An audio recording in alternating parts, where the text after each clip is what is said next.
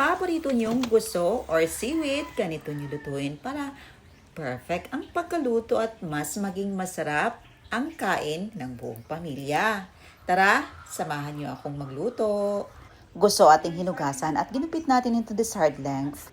I-slice lang natin ang mga spices at lutuin na natin ang ating gusto. Niluto natin ito sa malapit ng kumulong tubig para hindi ma-overcook. A few minutes lang, hanguin na natin.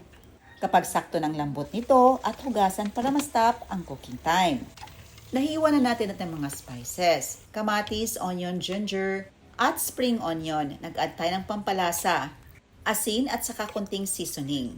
I-mix na natin ang nalutong gusto at saka ang mga spices na natimplahan na natin.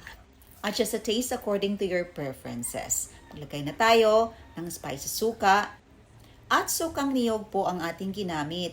Paghaluin lang natin until na ma-fully mix ang lahat ng mga spices na nilagay natin. At ito na, ready to serve na ang ating napakasarap na ulam. Simple pero bongga sa sustansya at sarap. Let's eat! Ayun lang po, salamat sa panonood. See you in my next vlog. God bless you all and stay safe everyone. Bye and enjoy!